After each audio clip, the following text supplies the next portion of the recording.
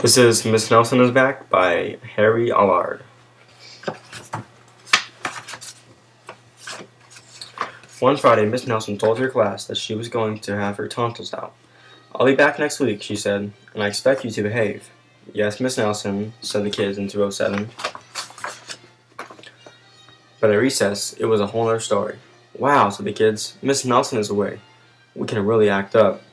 "Not so fast," said a big kid from 309. "Haven't you ever heard of Viola Swamp?" "Who?" said Miss Nelson's kids. "Miss Swamp is the meanest substitute in the whole world," said the big kid. "Nobody acts up when she's around." "Ooh," said Miss Nelson's kids. "She's a real witch," said the big kid. "Oh," said Miss Nelson's kids. "I'll just bet you get the swamp," said the big kid. On Monday morning, Miss Nelson's kids were all in their seats. They were very nervous. Some of them had not slept well all weekend. "If we get the swamp, I'll just die," said one kid. They heard footsteps in the hall. Slowly, the knob turned, and the door opened. It was Mr. Blansworth, the principal. "I shall personally take over this class," he said. Miss Nelson's kids were so relieved, but they soon learned that Mr. Blansworth was not a lot of fun. All morning, Mr. Blansworth tried to amuse the class with his corny card tricks. "Oh, brother," said the class. That afternoon, Mr. Blansworth showed the class his favorite shadow pictures. "This is kid stuff," said the class. The next day, Mr. Blansworth demonstrated his favorite bird calls. They were not a success. And for 2 days, Mr. Blansworth showed slides of his goldfish Lucille. Miss Nelson's kid has never been so bored. While dusting erasers in the schoolyard, 3 of the ringleaders of 207 discussed the situation. "Something will have to be done," they said. "We must get rid of Mr. Blansworth." And they hatched a plot. After school, they painted and sewed. They borrowed some old clothes. And they practiced some very difficult stunt work in the backyard.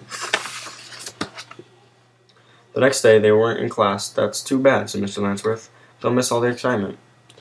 Mr. Blansworth was about to show the class his collection of ballpoint pens from all over the world when someone came to the door. Slowly, the knob turned, and the door opened.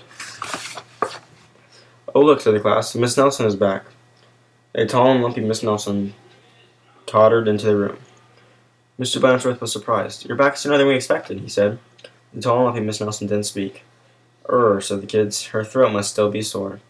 "Are you sure you'll be well enough?" said Miss Blansworth. "She's sure," said the kids. "Well, in that case," said the principal, "I'll be getting back to the office. Nice to have you back, Miss Nelson," and he left the room. "Hot dog!" cried the class. "We get rid of Mr. Blansworth. Now we can just do as we please." And at the stroke of 10, the kids from 207 left the building. No one stopped them.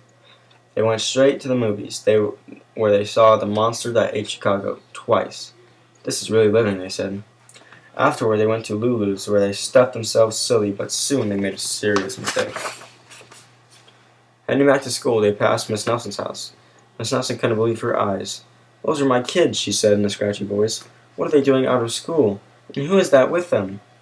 Miss Nelson telephoned Mr. Blansworth to see what's going on. "You're not Miss Nelson," said Mr. Blansworth. "Miss Nelson is back." And he hung up. "Can't fool me," he said. Said Miss Nelson. "Something will have to be done." And she went to her closet. Back in 207, Miss Nelson's kids were spending an agreeable afternoon. They were very pleased with themselves. "We should do this more often," they said. They did not notice the figure out in the hall. Slowly the knob turned, and the door opened. "My name is Viola Swamp," said the lady in a scratchy voice.